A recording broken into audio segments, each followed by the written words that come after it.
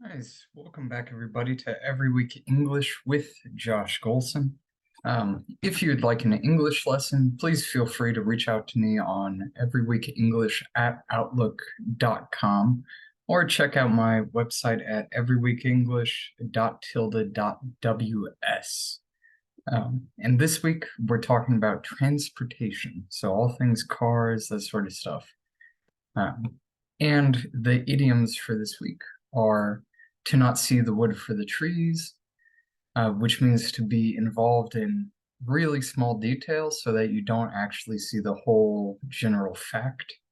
To lose your marbles, right, which means to go crazy. So you would say, I've lost my marbles, right? I'm going crazy. And straight from the horse's mouth. It's very similar to the other idiom, which is out of the mouth of babes. Babes, of course, is children. And it's just the truth, right? Unadulterated facts, right? Unadulterated means the God's honest truth, right? And that's what it means. Same with straight from the horse's mouth. It's the truth from somebody who is actively involved in whatever you're discussing, right? And those are the idioms of the week. Now, on to some of the vocab for the week. That is coach, right? Coach is like a luxury bus. A coach is also a train wagon, right? So normally trains have, like, let's say 10 wagons, and then, or 10 coaches, you can also call it. Likewise, a coach used to be a horse-drawn coach, right? So you'd have two horses that pull along a carriage, right? And you could call that a coach. Also, a coach is someone who teaches players how to play a game, right? And it's a verb as well as a noun. So a coach coaches in a coach, right? You can even make a sentence like that. So it's a sports trainer is teaching players how to play inside of a train wagon. A coach coaches in a coach or inside of a luxury bus. Then, of course, there is a ferry. A ferry is a boat that can carry cars, carries people from one side of a body of water to the other. So, for example, between Latvia and Sweden, there is a ferry, right? And so you hop on at Latvia, you go over the White Sea. Sorry, not the White Sea, the Baltic Sea, and yeah, get over to Sweden, and vice versa. Hop on at Sweden, go over, get over to Latvia. Next, we have a lorry, or in American English, it's a truck. You can also call it a big rig, right, or a long haul truck. And you would call somebody who drives it a trucker or a long haul truck driver, right? Or just a truck driver. Long haul means far away, big distances. You can go on long haul flights as well. So these carry goods, right, to various countries, quite far away places as well. Then we have a motorbike, motorcycle, right? So it's got two wheels. It's very similar to the next word, a scooter. A scooter has less power than a motorbike, motorcycle, typically. Then we've got motorway, parkway, freeway, highway. Those are all the same things. It is a roadway that goes a long distance, and normally it has 6 lanes of traffic, maybe more, maybe less, but typically people drive fast there. So like 75 kilometers an hour, or 60 miles per hour, or even higher. You can think of the Autobahn in Germany as a very famous example, where there is no speed limit. You can go as fast as you would like. Then there's a tram or a trolley, right? Po-ruski это tramvай или троллейбус. It's the same thing, right? It's public transportation that goes on a road alongside traffic. Normally it's connected with electricity, and that's how it moves. Then you've got what the British call the underground, the tube, or you can call it a subway or metro, which is public transportation underground, right? Likewise, in Chicago, they have it above ground and they call it the L because it stands for elevated, right? It's above ground. That one is just public transport. Lots of people get onto it. Normally, it's quite cheap.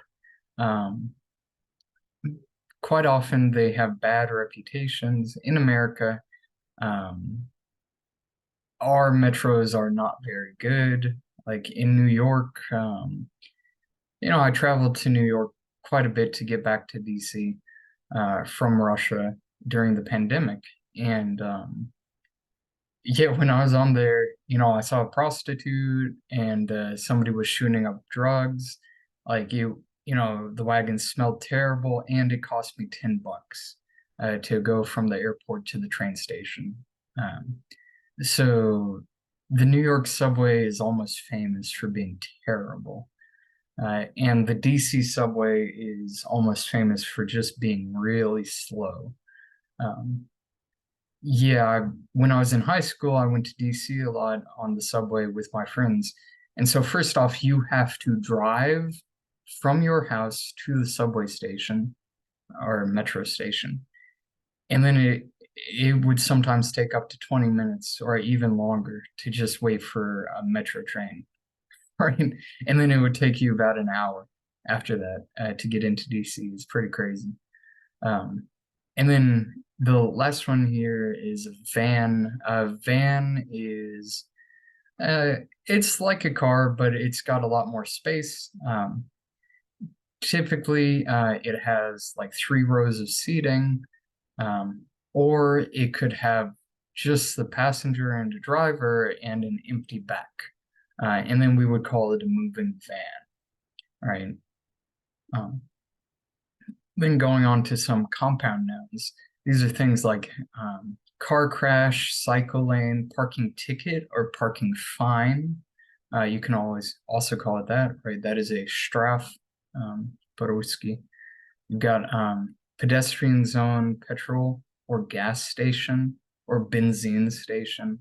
In America, gas is all the same. So you have gas to heat your home, gas to drive your car. You have gas stoves also. It's all based on context in the States. But, other countries, they have the different kind, benzene versus petrol. And then in the States also, we have diesel, of course. So you either get gas or diesel. Then you got some road work, rush hour. So, of course, rush hour is when everybody is leaving work to go home or leaving home to go to work. We call this the commute, right? And magically, as soon as you step outside of your home and you're headed to work, you become a commuter, right? Or magically, once you get to work, you're a worker. And when you step outside of the office to head home, you become a commuter again. Then it's things like seat belts, speed cameras, speed limits, which tell you how fast you can drive. Now we have taxi lanes, taxi stations, and the British often call it a taxi rank. That's just a place where taxis wait to pick you up, often at an airport. Then, of course, there's traffic lights, and most places they have red, yellow, green. I think most European countries and Asian countries, they count down. All right, so you're sitting at a light and they have a timer and it counts down until you can drive again, or it counts down until it turns red and you have to stop. Then we have a funny one, jam. So a jam is when something is broken. So I have a coffee machine. If my coffee machine jams, it means something is stuck, it's not working, and it's broken. Likewise, jam is jelly. It's sweet stuff, like conserves, conservatively. And you put it on your toast, right? Jelly. But there is also a traffic jam. So typically this happens during rush hour, when there's tons of cars on the road and the cars get stopped, or when there's a car crash, and again, it stops up the road. And then we've got a pedestrian crossing, or a zebra crossing, as the British say, and some Europeans call it as well. It's just the black and white lines that allow you to cross the street legally, right? Then we have some phrasal words to go along with that. Is to set off or start off. That means to just start a journey. And then we have pick up and drop off.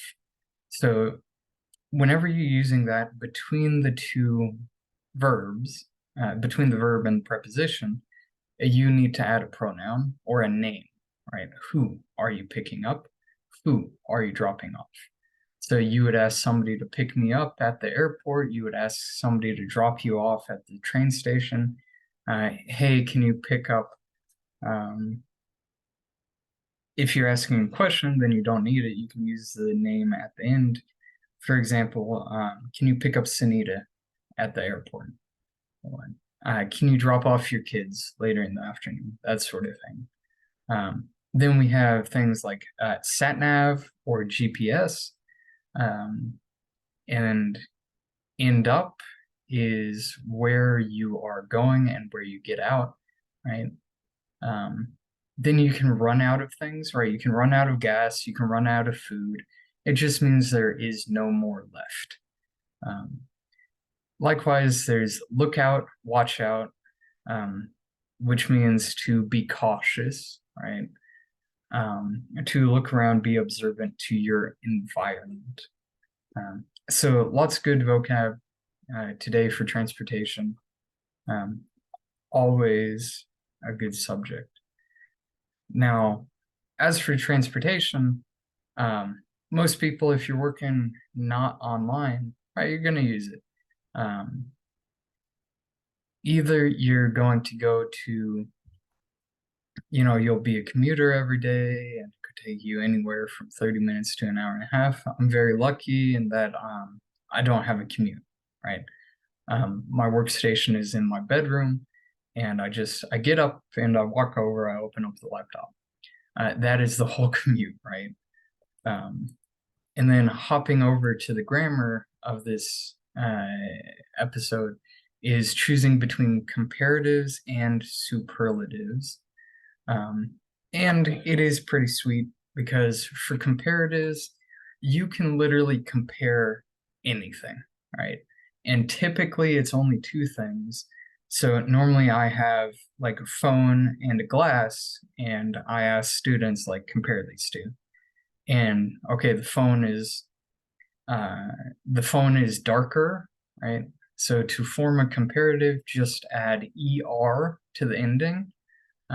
If it's got one or two syllables, if it has three or more, or it is an exception to the rule, you have to add more or less, right? So for example, this test was more difficult than the last test, or this test is less difficult than the last test. So don't forget your thans when you're comparing. Likewise, you can say, which city is more enjoyable, right? Which city is more fun? And you can compare two cities, like let's take Riga and Prague. I think Prague is more fun because it's a bigger city, right? There's more population, more things to do. And so you're always adding more to these, unless it's one syllable, like, my wife is prettier than other, right? Or three syllables, right? Beautiful. So my wife is more beautiful than others. Or I am younger than most people I know, right? Because it's one syllable, young. And again, it's a really good thing to know. And along with it, we have superlatives. Now, literally super, the best or the worst. And here if you add an ER for the comparative, you're adding an EST instead. So prettiest. If it is 3 syllables, you add most or least, right? Most beautiful, least handsome, right? That sort of thing. So who is the tallest, right? What is the most expensive capital? Who's the best student? That sort of thing as well. And as far as irregular comparatives and irregular superlatives, right, we've got good goes to better, bad goes to worse, far to further, farther, and then good goes to best and bad to worst, right? And far goes to farthest, right? Or furthest. No real difference in meaning there.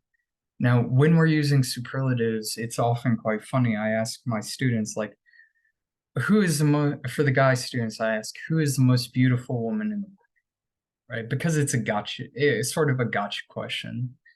And I have only had one very funny older student who said, Scarlett Johansson, right?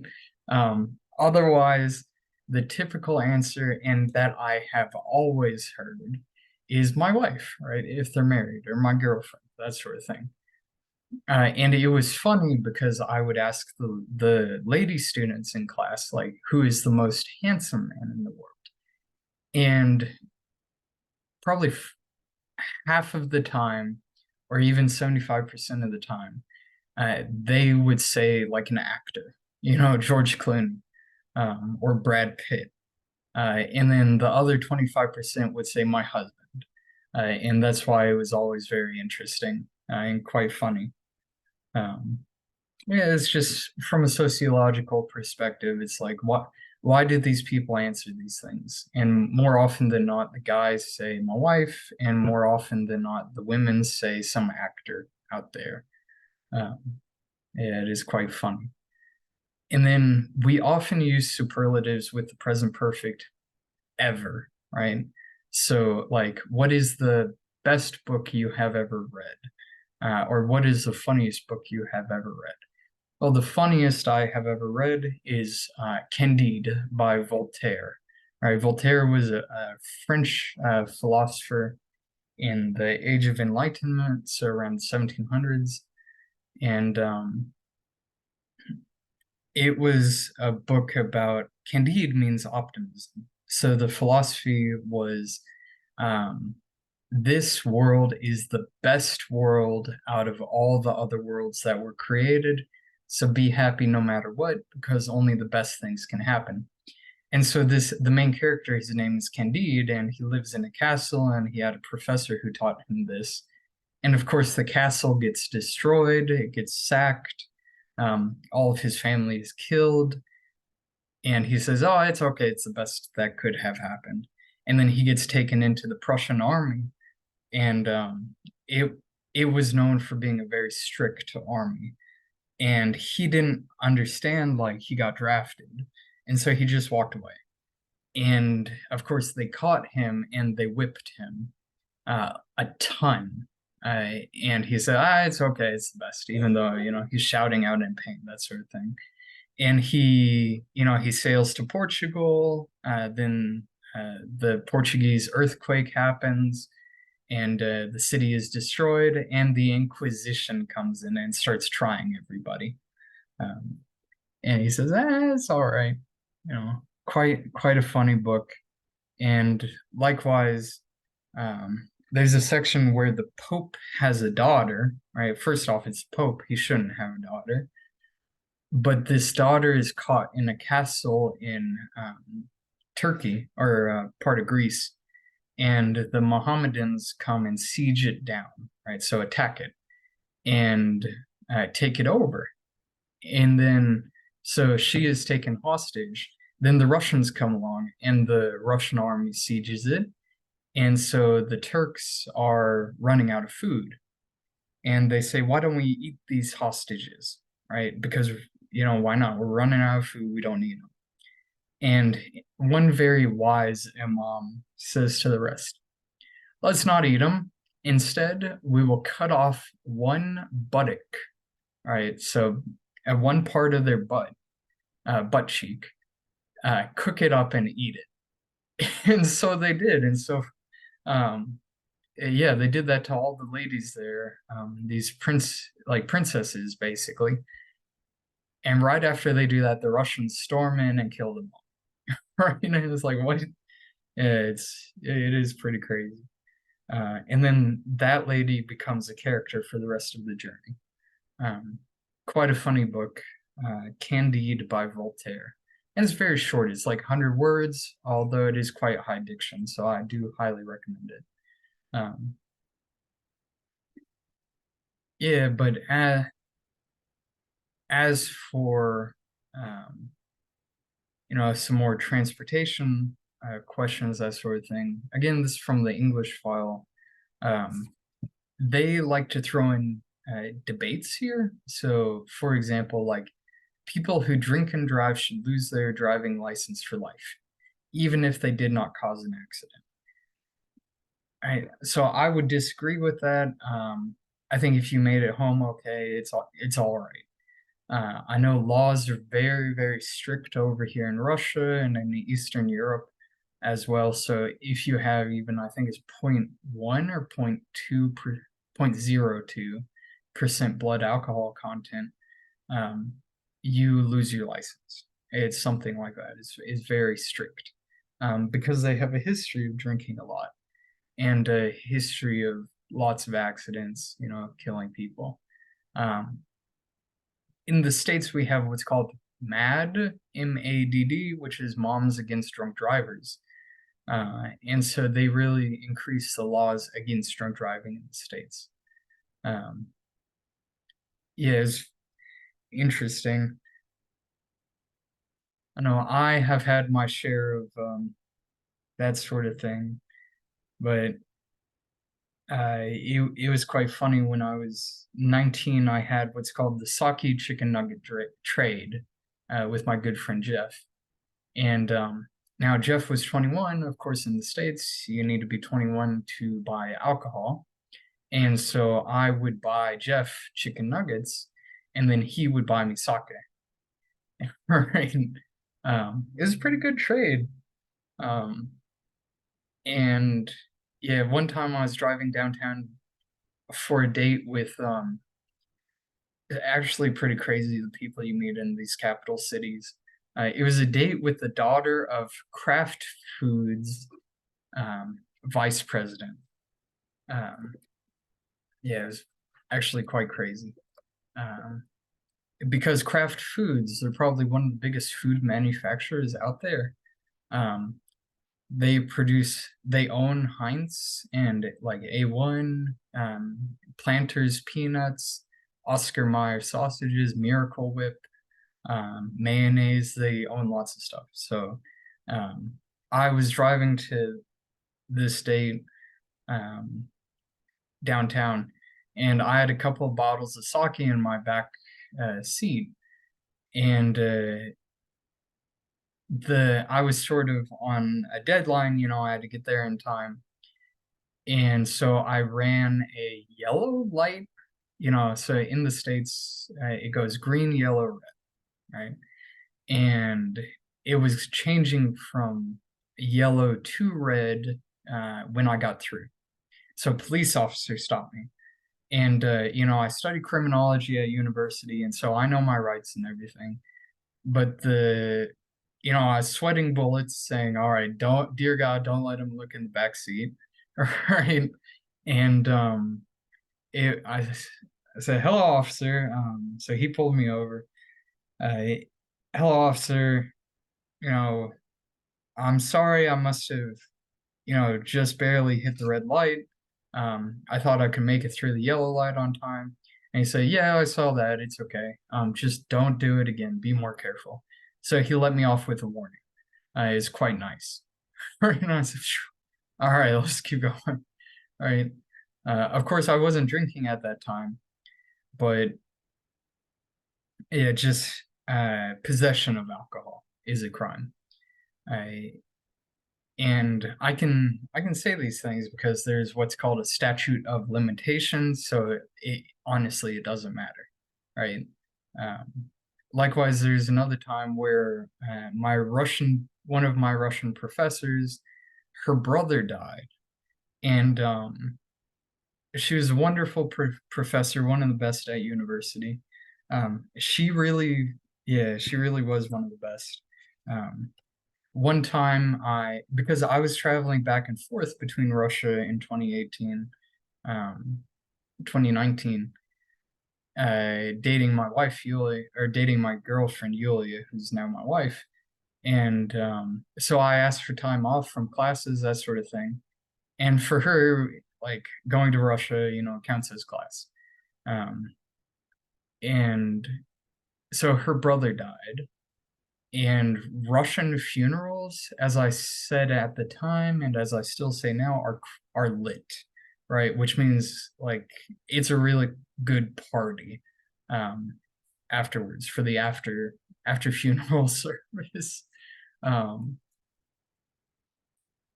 yeah, and so she invited all of her students over, which was quite strange, but she wanted us to see what a Russian funeral was like. And it was quite interesting. And she even invited us back to her house, which was quite close to my university at that time, and for the funeral reception. Now, at this, of course, it's a bunch of Russians there and a bunch of like university students. It's very strange, eating caviar. And she knew we were underage, but she let us take some shots of vodka, um, which shame on her, I know, but man, you can't really blame her. And so going from there, I drove my friend back to university, and I supervised uh, at that time the call center, which was quite fun. It was especially fun. Likewise, after funeral service, it's called a reception, right? Um, yeah, so that was one time. It's really crazy. And otherwise, like the next one is slow drivers cause more accidents than fast drivers. Uh, I think so. Yeah, and probably statistics bear this out. So I'll agree with that one. Next one, speed cameras do not stop accidents, they just make money for the government. Yeah, it's absolutely true.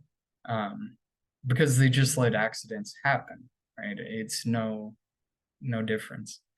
Um, and likewise, there's a lot of apps nowadays with GPS, and it tells you where all the speed cameras are, right? So lots of people just slow down for it, and it's more of a hindrance for driving, and it doesn't actually make a difference for accidents. Um, Next one, drivers who are 70 are as dangerous as young drivers. So likewise, here's another comparative, as. So we would say like as, then you got the adjective and the noun, and then as something else. So like my brother is not as tall as me, right? Um, I am not I'm not as smart as some of my students. Right? I teach very smart people. Um, so there's that as is another good one. Um, and I think so. Like probably driving tests should be more strict.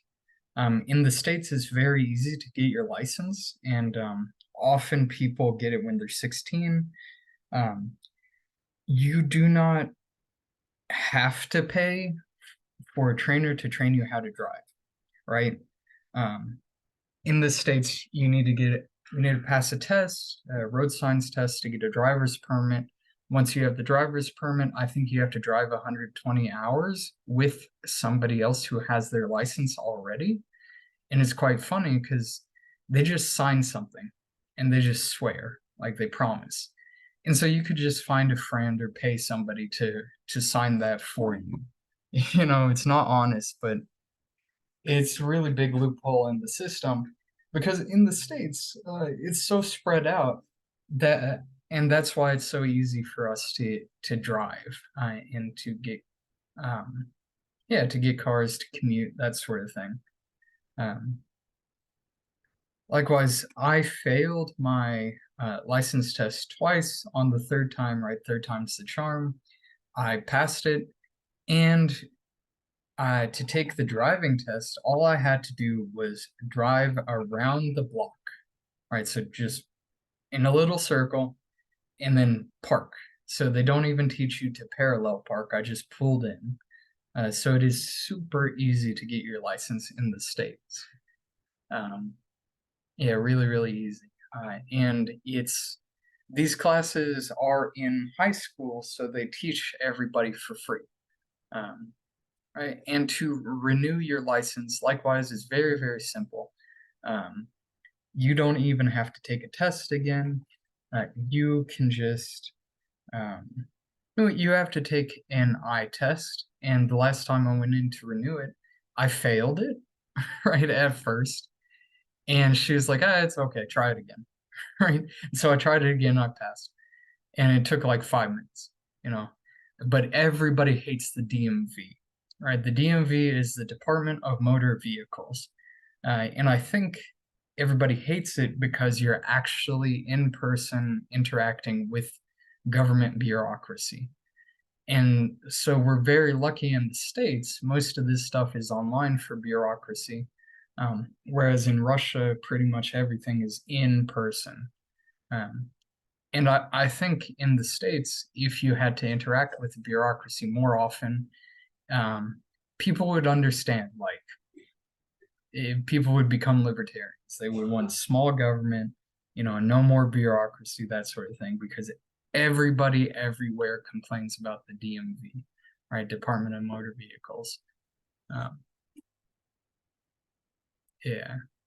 And as for like last one, I think is speed limits. I think they should probably get rid of speed limits, except in neighborhoods, but and cities. But as long as you're on the highways, it should be like the Autobahn in Germany. And just be smart about it. Have a fast lane, have a slow lane, that sort of thing. Um, yeah, otherwise, don't forget about those idioms: to not see the wood for the trees, to lose your marbles, and straight out of the horse's mouth. This has been Josh Golson once again. Please don't forget to share this with your friends. Leave us a review on Apple Podcasts. I know it's funny I say us, but you can actually do that. Just in general, because I'm talking about the podcast and myself. And if you'd like to support me, feel free, reach out every week English at outlook.com, or check out the website everyweekenglish.tilde.ws. Otherwise, have a wonderful week and drive safe out there.